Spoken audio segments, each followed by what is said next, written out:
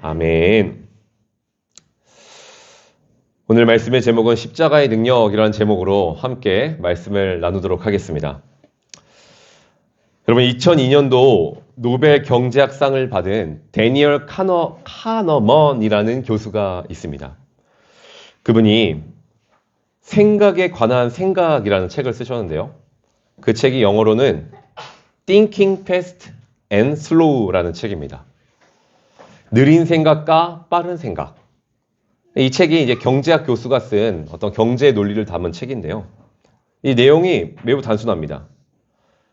하지만 의미하는 바는 커요. 인간이 살면서 생각을 하는데 빠른 생각만 하고 대부분 우리의 삶을 살아간다는 것이에요. 대부분 우리의 삶에는 중요한 결정을 해야 될 느린 생각을 할 때가 필요한데 대부분 우리의 삶은 빠른 생각으로 주로 삶을 살아간다는 것이죠. 빠른 생각이란 거진 생각하지 않는 것을 의미해요. 자동적으로 바로 떠오를 수 있는 생각들. 여러분 2 더하기 2가 뭐죠? 4. 이런 게 빠른 생각이에요. 옆에 누군가 화난 표정을 지었다면 즉각적으로 저 사람이 화났구나 이렇게만 딱 생각한다는 거예요. 그 이면까지 생각하지 않고. 우리가 운전할 때 보면 여러분 우리가 빠른 생각을 하면서 운전을 할까요? 느린 생각을 하면서 운전할까요? 주로 빠른 생각을 갖고 운전을 하겠죠. 여러분 느린 생각을 갖고 운전하면 운전하다가 피곤해 죽습니다. 그렇죠? 딴 생각을 하지 않고 빠른 생각을 하면서 대부분 살아간다는 것이죠. 이것은 어떻게 보면 이 시대에 생존을 위한 극도로 효율적인 생각이다라고 말할 수가 있어요. 생존을 위한. 여러분 급하잖아요. 우리. 해야 될 것도 많고. 학생들 같은 경우는 아침부터 저녁 늦은 시간까지 할 게 너무나 많아요. 깊은 생각. 그런 이유여서일까 학생들이 참 신앙을 갖는 게 어려운 것 같아요. 어쨌든 빨리 내가 취업해야 되고 내가 빨리 좋은 대학 가야 되고 내가 빨리 해서 내가 성공해야 되고 이 생각만 가득하다 보니까 그래서 이런 것을 어림짐작법이다라고 표현을 하기도 합니다. 그리고 영어로는 휴리스틱이라는 단어를 쓴대요. 저도 이런 단어를 처음 들어봤어요. 뭐 이런 거죠. 아주 효율적이고 빠른 사고방식을 휴리스틱이라고 해요. 휴리스틱 중에 가용성 휴리스틱이라는 게 있습니다. 예를 들어서 며칠 전에 항공기가 큰 사고가 났다고 쳐봐요. 그러면 사람들은 가용성 휴리스틱이라는 생각을 써서 어떻게 합니까? 다음날 먼 곳을 가야 하는데 비행기를 안 타고 못 타고 갈까요? 기차를 타고 가는 거. 근데 여러분 이 세상에서 가장 안전한 교통수단이 뭐죠? 비행기예요. 비행기. 근데 이 가용성 휴리스틱 짧게 생각해서 결정을 하는 것이죠. 또 이런 것도 있대요. 기준점 휴리스틱. 이게 뭐냐면 우리가 마트에 가면 사과 박스가 있는데 사과 박스 이렇게 써있죠? 2만 원짜리. 근데 세일한다고 X 쳐놓은 것은 1.5만 원짜리. 15,000원짜리. 근데 또 옆에다 X 폭탄 세일하고서 10,000원 이렇게 써있어요. 그럼 여러분 그거 삽니까? 안 삽니까? 대부분 사죠. 우와 대박이야. 2만원짜리가 지금 10,000원이 됐대. 이게 기준점 휴리스틱인데 여러분 이게 바른 사고인가요? 아니죠. 저 사과가 10,000원짜리 가치가 있을까 나한테 이것을 생각하는 게 바른 생각이죠. 그렇죠? 아무리 가격이 할인됐다라고 해도 그렇게 잡는 건 아니잖아요. 그렇죠? 우리가 대부분 이런 빠른 생각을 갖고만 살아간다는 것이에요. 그런데 반면에 느린 생각이라는 게 있다는 거예요. 이 느린 생각이라는 것은 복잡한 계산이에요. 자, 여러분 제가 문제 내겠습니다. 273 곱하기 35. 자, 암산해 보세요. 은수 지사님. 우리 이공계 제일 머리가 똑똑하신 분이셔서 생각도 하기 싫어요. 막 머리가 막 폭발할 것 같아요. 생각할 수가 없죠. 빠르게. 우리는 그냥 2 더하기 2만 생각하고 싶죠. 이런 논리적인 추론들이 여러분 느린 생각에 포함돼요. 자기 통제 같은 영역들.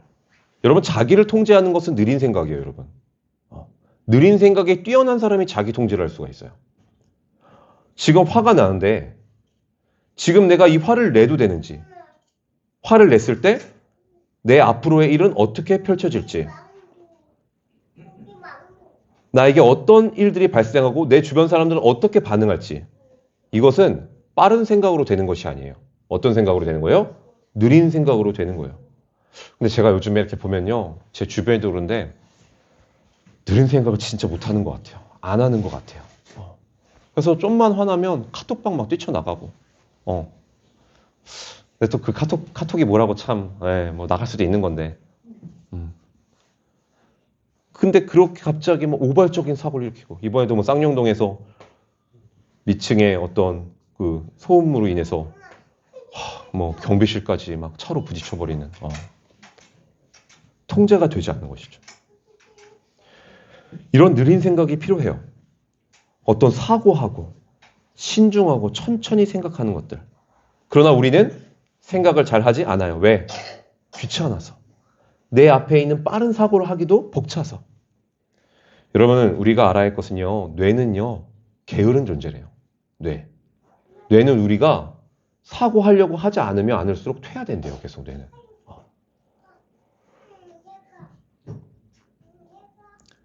가능한 작동하지 않으려 한다는 것이죠. 그러나 사람은 빨리빨리만 선택하려고 해요. 그래서 문제는 뭐냐? 느린 생각을 해야 될 일들을 대해서 우리의 머리가 빠른 사고로 그 모든 것을 대체하고 그것이 정당화한다고 생각한다는 것이에요. 우리 인생에 느린 사고를 갖고 해야 될 일들이 반드시 있는데 그냥 내 순간 그것을 생각하기 싫으니까 빠른 사고로 그것이 정답이라고 생각한다는 거예요. 그래서 여러분 인간은요. 합리적인 존재가 아니에요. 합리화하는 존재지. 여러분 우리 저나 여러분 다 마찬가지예요. 다 합리화하는 존재예요. 저도 마찬가지고요. 불쑥 갑작스럽게 떠오른 말로 우리는 짧은 생각을 하는 걸로 사람들이 말을 하고 그 말을 반박당하면 그때 우리는 느린 생각을 해요. 얼마나 바보 같습니까 우리가. 그런데 이 책에서 교수는요. 정말 중요한 일을 할 때, 경제학 교수인데 투자를 할 때 직관적으로 하지 말고 빠른 생각을 하지 말고 최대한 느린 생각을 하라고 이야기합니다. 이것이 뭐와 연관되어 있냐? 바로 우리의 신앙과 연관되어 있다라는 것이에요. 여러분 우리의 신앙은요. 빠른 생각으로 결정할 수 있는 게 아니에요. 별거 없네. 그냥 인상 대충 살자. 이렇게 할 수 있는 게 아니라는 것이죠. 철학, 신학, 신앙 이런 것들은 뭐 해야 되냐? 최대한 느린 생각. 여러분 하나님이 누구신가? 여러분 이걸 어떻게 우리가 빠른 생각으로 이야기할 수 있겠습니까? 그건 빠른 생각으로 이해할 수 있는 영역이 아니에요. 제가 이번에도 성역 공부하는데 그랬어요. 우리 이거 한 번 한다고 하나님 다 아는 거 아닙니다. 이거 하고 나서도 계속 하나님을 알아가야 됩니다. 왜? 빠른 생각의 영역이 아니니까. 인간이란 무엇인가? 나는 왜 태어났는가? 나는 무엇을 향해 가고 있는가? 나는 왜 죽을 수밖에 없는 것인가? 이것은 빠른 영역의 것이 아니라는 것이죠. 오늘 말씀에 보면 디모데가 빠른 생각으로만 자신을 재단하고 있는 모습이 보였던 것 같아요. 그래서 사도 바울은 그를 느린 생각으로 이끌고 있는 오늘 말씀을 보게 된다는 것이죠. 우리가 저번 시간에 사도 바울이 디모데 안에 은사를 깨우고 있었다라고 이야기했어요. 그 은사를 자극시켰어요. 그리고 그 은사를 자극시킴으로 나타난 능력으로 말미암아 디모데에게 야, 너가 나와 함께 이 고난의 길을 가자라고 말씀을 나눴습니다. 그리고 그렇게 할 수 있었던 이유는 사도 바울은 뭘 보는 자였기 때문에 그 뒤에 있을 하나님의 영광을 볼 수 있는 자였기에 그렇게 말씀을 드렸다라고 제가 말씀을 드렸습니다. 오늘 8절의 말씀은 한 번 더 우리가 살펴보면 여러분 우리가 이 고난을 참여하는 데 있어서 8절에 분명한 전제를 이야기하고 있어요. 하나님의 능력을 힘입어. 뭐라고 말씀합니까? 하나님의 능력을 힘입어. 야, 네가 고난을 함께 참여하는 데 있어서 중요한 것이 있는데 하나님의 능력을 힘입었을 때 성령을 충만을 입었을 때 네가 이 고난에 참여할 수 있다라고 말씀하고 있다는 것이에요. 여러분 우리는 주님의 일을 감당하는 데 있어서 이 사실을 잘 알고 있어야 돼요. 여러분 우리는 언제나 주님의 일을 하는 데 있어서 우리의 능력, 우리의 노력 그것으로 주님의 일을 하려고 해요. 디모데도요. 짧은 생각으로 그런 생각 갖고 있었던 것 같아요. 내가 성경을 조금 아니까, 내가 그래도 조금 그래도 신앙에 대한 어떤 경력이 있으니까 이런 생각들이 가득했겠죠. 그러나 사도 바울은 더 깊은 생각을 하라고 말씀합니다. 하나님의 능력을 생각하라고 말해요. 오늘. 그 능력이 무엇인지 오늘 9절부터 말씀하고 있는데요. 우리 9절, 10절 한번 다 같이 읽어보도록 하겠습니다. 시작! 하나님께서 우리를 구원해 주시고 거룩한 부르심으로 불러주셨습니다. 그것은 우리의 행실을 따라 하신 것이 아니요 하나님의 계획과 은혜를 따라 하신 것입니다. 이 은혜는 영원전에 그리스도 예수 안에서 우리에게 주신 것인데 이제는 우리 구주 그리스도 예수께서 나타내심으로 환히 드러났습니다.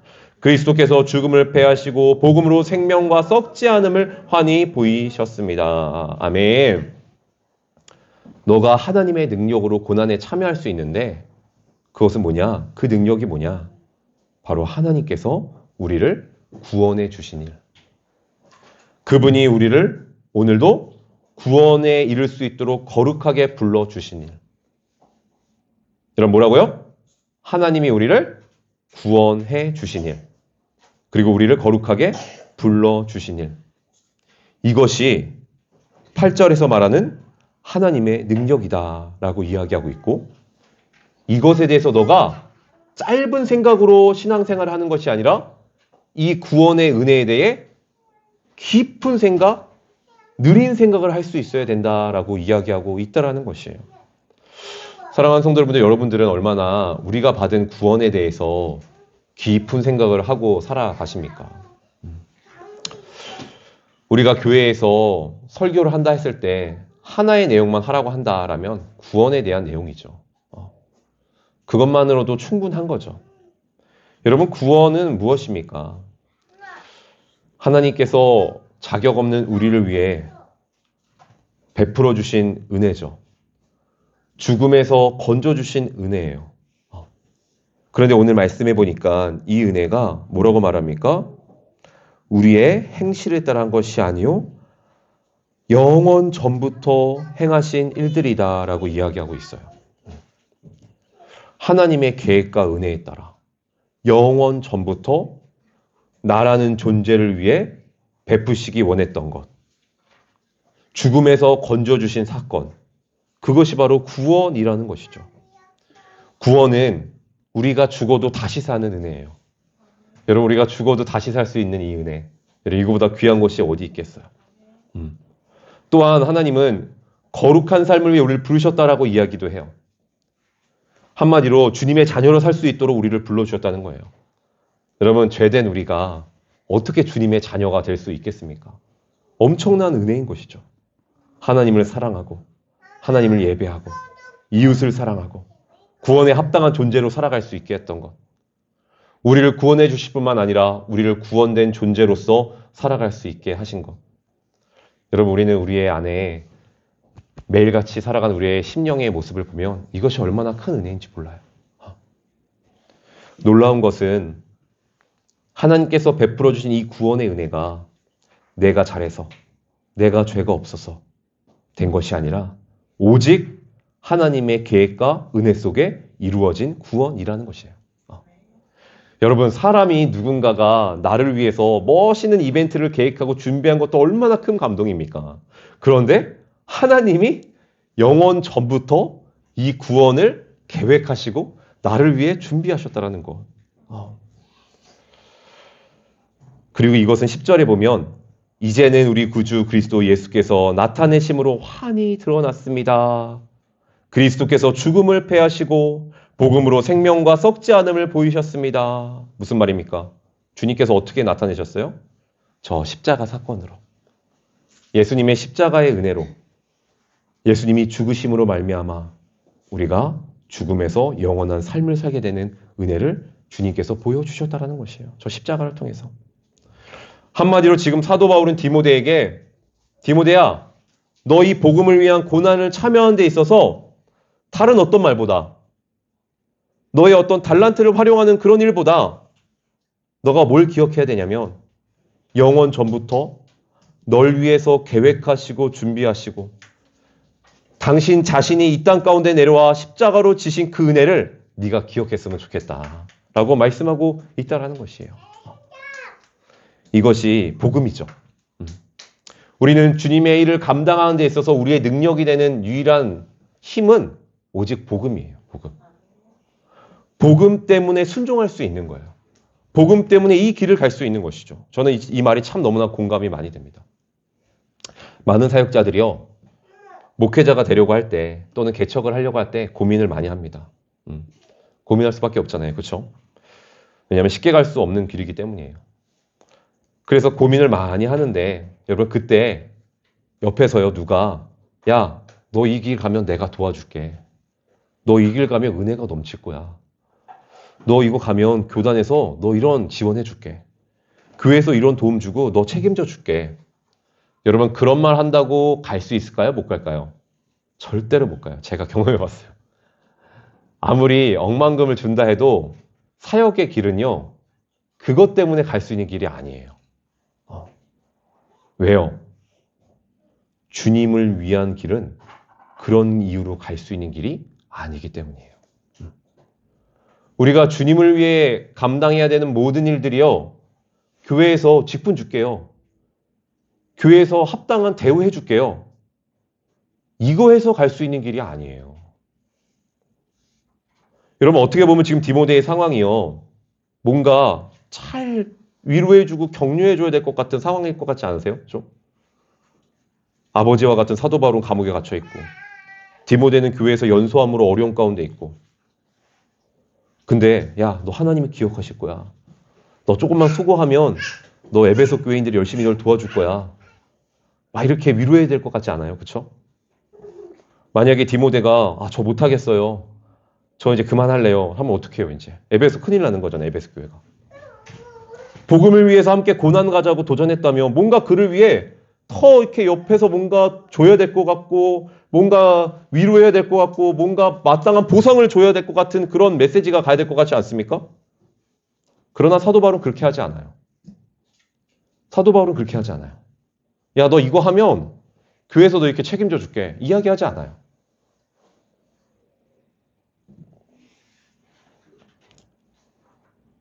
사도 바울은 세상의 헛된 소망으로 그를 붙잡으려 하지 않아요.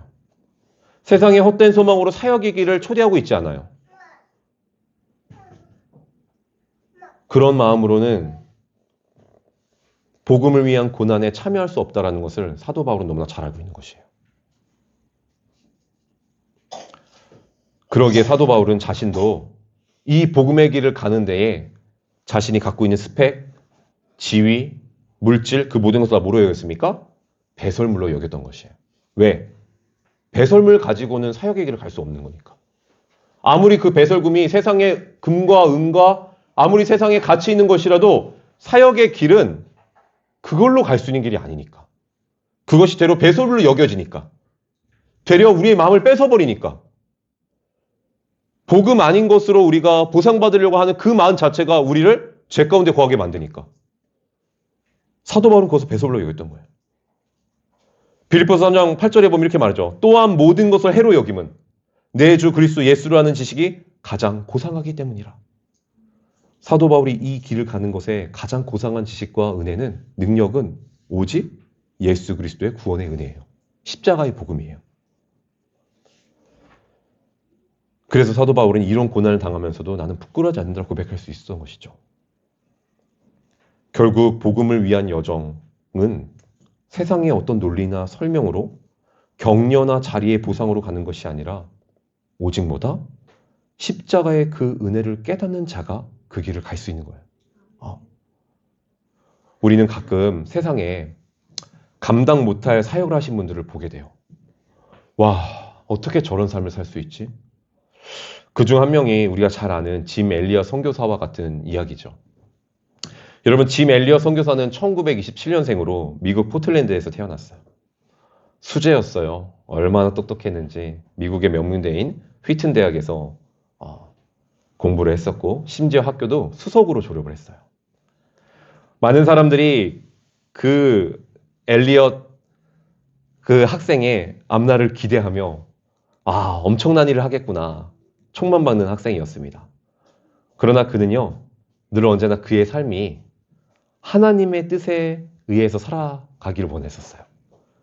그래서 그가 대학 시절 에콰도르 선교사님을 통해서 교제를 하다가 아우카 부족이라는 부족에 대한 이야기를 듣고 자신의 삶을 선교사의 길로 가겠다라고 꿉니다. 대단하죠.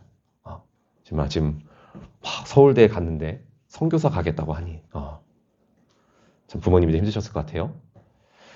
엘리자베스라는 아내와 결혼한 후 1년이 지나 아우카족에게 들어갈 계획을 세웠어요. 그리고 1955년 비행 선교사를 하는 네이트 세인트가 이 아우카 마을을 발견하였고 그날부터 엘리엇과 여러 동료 선교사들이 그곳을 들어가기 위해 미리 그 선교지에 비행기로 선물을 떨어뜨린 일들을 했었어요. 그리고 나서 짐 엘리엇을 포함한 젊은 남자 30살이 되지 않는 젊은 남자 5이 그 아우카 족속들의 지역으로 들어가게 됩니다. 그런데 그 아우카 족속은요, 사람들을 잡아먹는 그런 족속이었고 아주 위협적인 종대저지였어요. 그들은 비행기에서 내렸고 복음을 전하기 준비하기 위한 5세쯤 됐을 때 선교 본부에 이들의 소식이 더 이상 들리지가 않았어요. 이유인즉 그들이 내린 해변에서 그들은 아우카 족속들에 의해서 무참하게 살해당했던 것이에요. 5명의 젊은이들이. 여러분, 이 사건이 미국의 라이프지와 타임지에서 엄청나게 크게 보도가 되었어요. 그리고 사람들은 분노하기 시작했어요. 라이프지에서는 이 사건을 한 10페이지 정도 다루면서 이런 문장을 사용했어요. 그들은 부인과 인디언 히바와 인디안족 사역을 하는 아우카족을 알게 되었다. 아우카족은 수백 년 동안 외부인들은 모두 다 죽여왔다. 다른 인디언들은 그들을 두려워하였으나 선교사들은 아우카족에게 가기로 결심했다. 이 얼마나 불필요한 낭비인가. 이 아우카족은 같은 족속들끼리도 두려워하는 족속이었어요. 그리고 이것을 보도하면서 이 기자는 이것이 얼마나 쓸데없는 낭비인가, 이 젊은이 5이 라고 보고한 것이죠. 그 일이 있은 후에 한 기자가 짐 엘리엇의 아내에게 찾아가 인터뷰를 했습니다. 이 얼마나 불필요한 낭비입니까? 라고 아내에게 질문을 해요. 그 당시 20대 초밖에 되지 않았던 아내가 그 기자를 똑바로 쳐다보면서 이렇게 항의했다고 합니다. 낭비라니요. 왜 그런 말씀을 하십니까? 나의 남편은 어렸을 때부터 이 순간을 위해 준비했던 사람입니다. 내 남편은 이제야 그 꿈을 이룬 것뿐입니다. 이후로 다시는 내 남편의 죽음에 대해서 낭비라고 표현하지 마십시오. 대단하죠. 나중에 엘리엇의 휘튼 대학 때 쓰여진 일기가 발견되어집니다. 19살 때 그 일기에 이런 글이 적혀져 있어요. 주님, 저 성공하게 해 주십시오. 높은 자리에 오른다는 것이 아니라 제 삶이 하나님을 아는 가치를 드러내는 전시품이 되게 하소서. 그의 뜻대로 이루어진 것이죠. 이야기는 여기서 끝나지 않고 이 죽음을 맞이한 젊은 아내 5명이 남아있죠. 근데 이 젊은 아내 5명이요. 자신들의 아기들 1~2살밖에 되지 않는 아이들을 안고 남편이 순교한 그 아우카 족속의 나라로 선교를 떠납니다. 그러고서 이렇게 말하는 것이죠. 우리 남편들이 못다한 일들을 우리가 마저 해야 한다. 그리고 그곳에 그들이 복음을 전해요. 근데 감사했던 것은 이 아우카 족속들이요. 여인들을 죽이는 것은 수치로 여겼던 전통이 있었대요. 그래서 죽음을 당하지 않고 거기 안에서 그들에게 복음을 전할 수 있던 것이죠. 하루는 그렇게 시간이 지나다 아우카족 추장이 부인에게 물었어요. 당신은 왜 이 젊은 나이에 이 어린아이를 들고 우리에게 와서 이렇게 수고하시는 이유가 무엇입니까? 그때 분이 이렇게 대답을 했습니다. 나는 5년 전에 당신들이 죽인 그 남자의 아내입니다. 그러나 하나님의 사랑 때문에 여기에 오게 되었습니다. 그 부인의 말을 들은 아우카족은 감동을 받게 되고 주님을 영접하게 되는 사건이 일어나요. 그 당시 아우카족 추장이었던 사람이 미국의 빌리 그레함 목사님이 주도하는 한 예배에서 이런 간증을 합니다. 우리들은 그분들에게서 복음을 받고 하나님을 믿게 되었습니다. 그 젊은이들의 희생이 아니었다면 우리는 아직도 그렇게 살고 있었을 것입니다. 그분들의 죽음을 인해 우리들은 빛을 보게 되었습니다. 우리도 오래 살기를 원치 않습니다. 주님처럼, 그분처럼 살기를 원합니다. 사랑하는 성도 여러분들, 이런 삶이 어떻게 가능할까요? 여러분, 이것이 세상의 보상으로 갈 수 있는 길인가요? 억만금을 준들 이 길을 갈 수 있겠습니까, 여러분? 세상을 준들 자신들이 죽인 남편을 향한 부족을 향해 복음을 전하러 다시 갈 수 있겠습니까? 오직 하나, 우리 구주 예수 그리스도. 나를 위해 십자가 지신 그 은혜밖에는 설명할 길이 없는 것이에요. 우리가 오늘도 복음을 위해 고난을 받는 길을 가야 하는 것, 갈 수밖에 없는 것, 그 이유는 오직 주님의 은혜 때문이에요.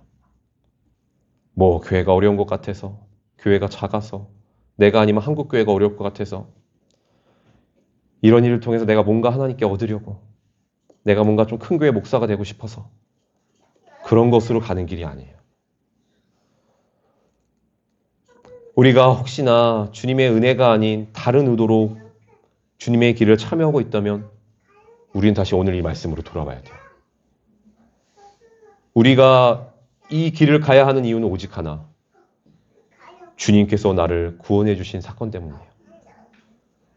주님이 나를 구원해 주신 은혜 때문이라는 것이죠. 그래서 갈라디아서 6장 14절에 바울이 이렇게 고백합니다. 내게는 우리 주 예수 그리스도의 십자가 외에는 결코 자랑할 것이 없습니다. 우리 이런 성도님 되기를 주님의 이름으로 축원드리겠습니다. 누가 물으면 왜 이런 고생합니까? 저는 주님의 십자가가 저의 자랑이기 때문입니다. 저는 그 은혜가 너무나 감사해서 이 길을 가고 있는 것뿐입니다. 우리는 다시 십자가로 돌아가야 돼요. 우리는 십자가의 은혜를 회복해야 돼요. 사도 바울은 고린도서 1장 18절에 보면 우리의 힘, 우리의 능력, 우리가 고난의 길을 갈 수 있는 분명한 이유는 십자가 때문이다 라고 이야기를 해요. 18절에 이렇게 말합니다. 십자가의 말씀이 멸망하는 자에게는 어리석지만 구원받는 사람인 우리에게는 하나님의 능력입니다. 뭐라고요? 십자가가 능력이라는 거예요, 나에게. 우리에게 능력이 되어야 돼요, 십자가가. 주님의 길을 가는 데 있어서. 고린도서 2장 2절에 보면 예수 그리스도와 그 십자가에 못 박히신 외에는 아무것도 알지 않기로 나는 작정하였습니다. 왜? 이것이 능력인 걸 아니까.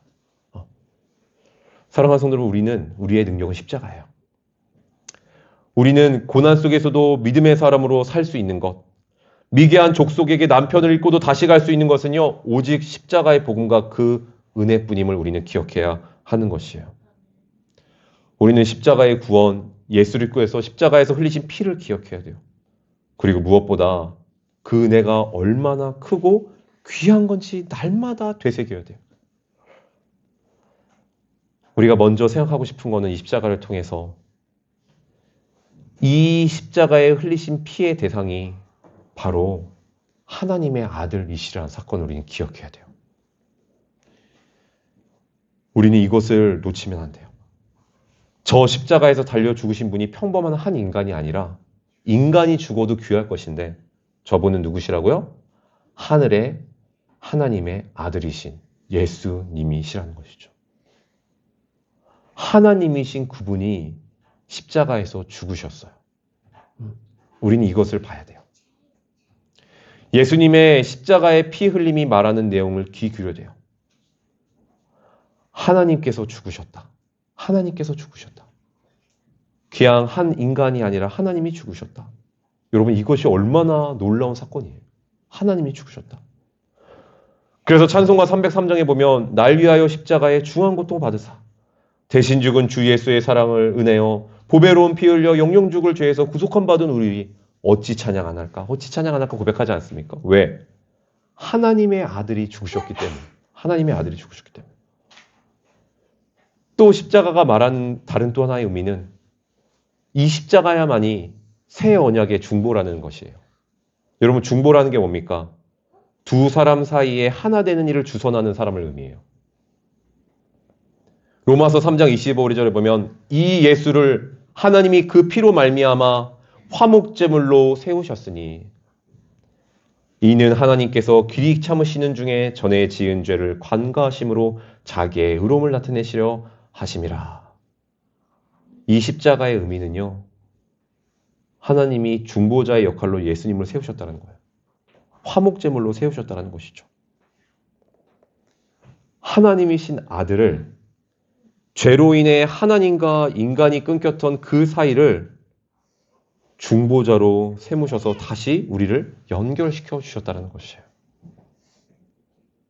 그래서 우리는 그 피로 말미암아 오늘도 하나님 앞에 설 수 있고 믿을 수 있는 하나님의 백성이 된 것이죠. 그렇다면 하나님의 아들이신 그분이 죽으셔야 했던 이유, 그분의 죽음으로 하나님이 화목하게 하신 이유를 우리는 좀 더 분명히 알아야 할 것이에요. 우리가 짧게 먼저 기억하고 싶은 것은 이 피가 말하는 죽음이 무엇인지, 그것은 바로 잠시 살다 죽을 인간의 영혼의 구원 때문에 죽으셨다라는 것이에요. 예수님의 피는 우리의 영혼을 구원하시기 위해 죽은 보배로운 피였다. 근데 그 존재의 대상이 누구예요? 잠시 살다 죽을 우리 위해서.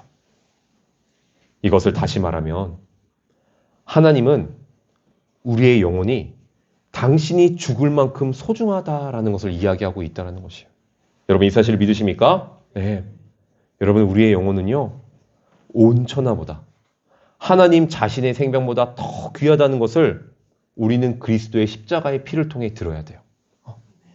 나의 영혼이 소중하다. 나의 영혼이 소중하다.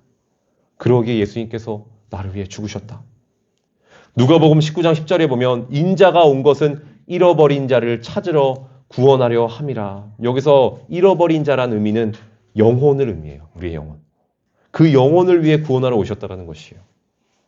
그 영혼을 위해 하늘의 왕이신 그분이 십자가에 달려 죽으셨다는 것이죠. 하나님은 이 영혼이 너무나 소중하셨어요. 하나님 관점에서 봤을 때. 마태복음 16장 26절에서도 사람이 만일 온 천하를 얻고도 제 목숨을 잃으면 무엇이 유익하리요? 사람이 무엇을 주고 제 목숨과 바꾸겠냐? 여기서 목숨도 영혼이라는 의미를 담고 있어요. 우리가 아무리 세상에 많은 것을 다 누려도 주님이 우리의 영혼을 구원해 주신 은혜가 있으면 없으면 무슨 유익이 있겠냐라는 것이죠. 예수님은 이 피를 통해서 우리에게 이렇게 말씀하셔요. 너희들은 너희의 영혼에 대해 깊이 생각하지 않고 지낼지 모르겠지만 너희의 영혼은 내가 십자가에서 피 흘릴 만큼 너무나 소중하다. 너무나 소중하다. 나의 죽음은 바로 너의 영혼을 살리기 위함이다. 우리는 이 사실을 가능한 잊지 말고 매 순간 묵상해야 돼요. 그분이 이 낮은 곳에 오셔서 십자가를 지신 이유는 나의 영혼을 살리기 위함이다. 이것이 믿어진다면 우리가 잠시 왔다 죽을 우리의 영혼이 얼마나 가치 있고 위대하고 소중한 것인지, 내가 얼마나 하나님 보시기에 소중한 존재인지, 그 피를 통해서만 우리는 우리의 가치를 발견하게 되는 것이죠. 그러나 우리는 이것을 귀하게 생각하지 않아요. 여러분, 우리의 영혼이 얼마나 소중한지 모릅니다. 성경은요, 우리가 이 세상에 태어나 죽는 것으로 우리의 인생이 끝이라고 이야기하고 있지 않아요. 우리의 영혼은 죽어도 계속 이어진다라고 이야기해요, 성경은. 영혼은 계속된다라고 말을 해요. 그리고 그 예수님의 구원으로 인해 영혼이 건진받은 영혼은 영원히 하나님 품에서 살게 된다고 얘기하고, 그렇지 못한 영혼은 평생 어두운 곳에서 지내야 한다라고 이야기한다라는 것이죠. 그러기에 예수님께서 그 십자가에서 피 흘리신 그 영혼을 향한 구원이 얼마나 소중한 것인지, 우리는 이 주님의 피 흘리신 목적을 날마다 묵상해야 한다라는 것이죠. 모두가 형벌 가운데서 지옥으로 갈 영혼들을 예수님께서는 십자가 피 흘리심으로 살려주신 거예요. 그래서 우리는 날마다 이 피의 음성을 들어야 합니다. 너의 영혼이 나의 생명보다 귀하다. 신앙이란 이 음성을 듣는 시간의 여정이라 생각이 들어요. 너의 영혼이 너무나 소중하다.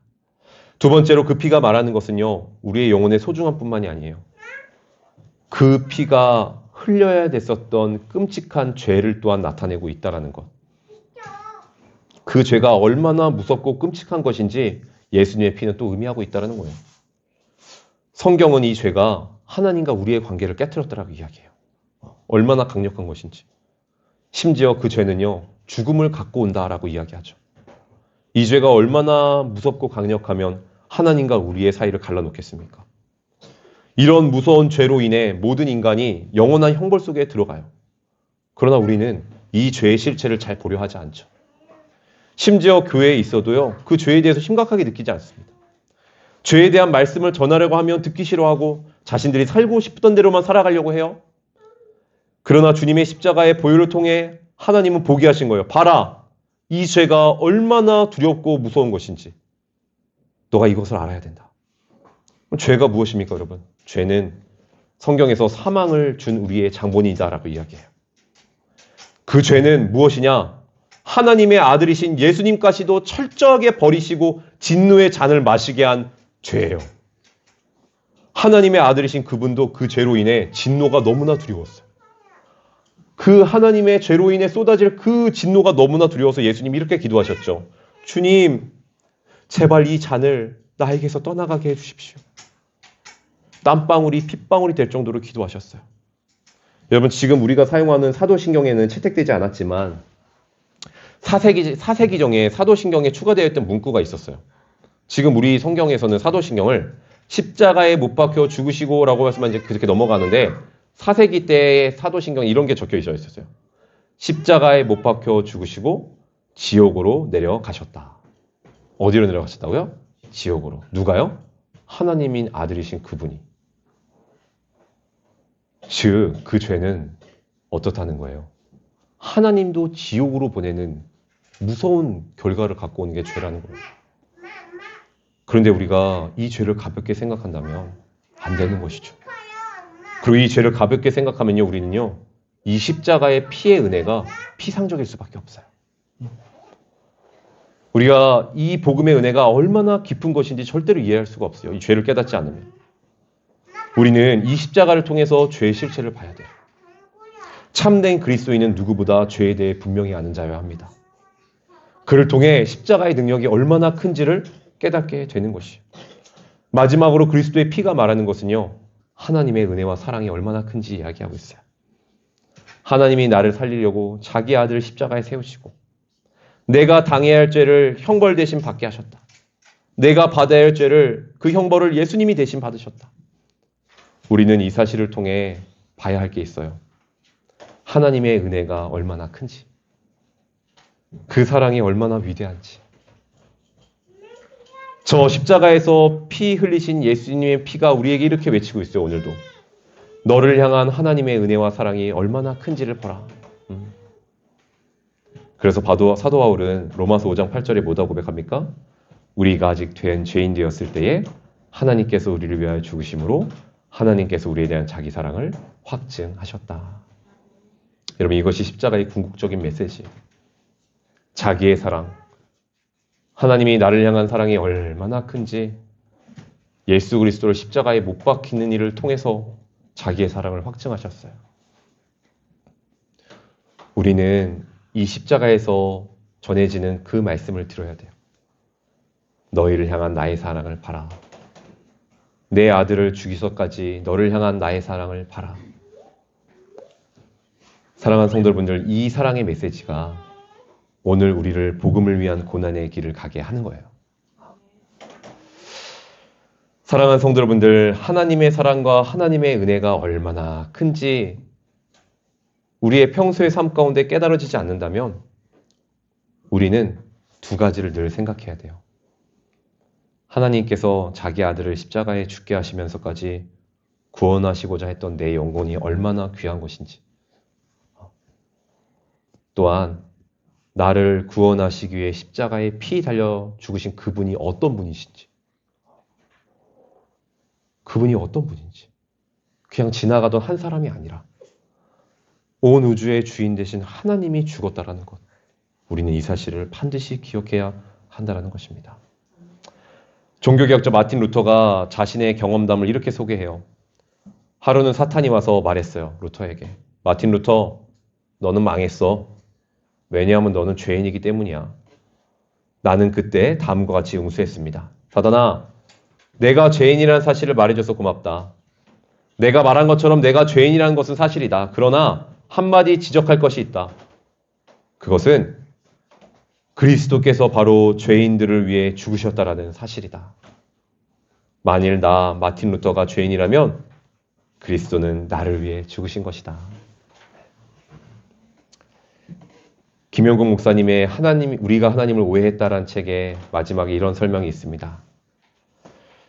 성경이 설명하고 보는 방식대로 십자가를 바라보는 한 당신은 결코 십자가와 복음 그리고 당신의 구원을 싸구려로 만들지 않을 것이다. 십자가를 제대로 바라보고 있다면 당신에게 무슨 일이 일어나든지 당신은 하나님이 선하시다고 말할 수 있다. 당신에게 무슨 일이 일어나든지 그 일을 해석하는 창은 오직 하나, 십자가의 복음뿐이다. 신자는 십자가의 창문을 통해 매일매일 하나님의 선하심을 확인한다. 자기에게 일어나는 모든 일을 십자가의 창문을 통해 내다보고 해석한다. 기억하라.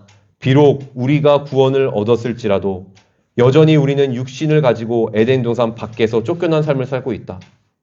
그래서 우리에게는 탄식이 있다. 하지만 사도 바울과 함께 우리는 이렇게 말할 수 있다. 그러나 내게는 우리 주 예수 그리스도의 십자가 외에는 결코 자랑할 것이 없으니. 아멘. 말씀을 정리하도록 하겠습니다. 오늘 사도 바울은 디모데에게 고난에 참여하라 이야기하면서 그 능력이 무엇인지 설명하고 있어요. 그것은 바로 주님께서 우리를 구원하시고 그 구원의 길을 갈 수 있게 거룩하게 인도하시는 주님의 은혜이다 라고 이야기한다는 것이죠. 우리는 그 십자가의 은혜로서 이 자리에 서야 합니다. 오늘도 우리는 십자가의 은혜로서 우리의 삶을 살아가는 거예요. 오늘도 우리는 십자가의 은혜로 공부를 하고 십자가의 은혜로 직장의 삶을 감당하고 자녀를 키우는 것이, 그리고 십자가의 은혜로 주님의 길을 감당하는 것이죠. 오늘도 우리는 이 소리를 들어야 됩니다. 너의 영혼이 얼마나 소중한지, 그리고 그 영혼을 위해 내가 너를 위해 죽었다라는 이 소식을. 이 구원의 메시지가